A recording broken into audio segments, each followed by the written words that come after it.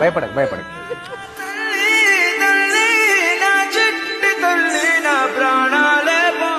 అందరికీ నమస్తే. ఈ బాలయ్య అనే వ్యక్తిని దాదాపు మనం ఒక 6 సంవత్సరాల క్రితం తీసుకురావడం జరిగింది. సో తీసుకొచ్చిన తర్వాత వారి కూతుర్లు ఎవరైతే ఉన్నారో దివ్య గారు, లావణ్య, వారిద్దరి కూతుర్లు. నేనెవరు? ఆమె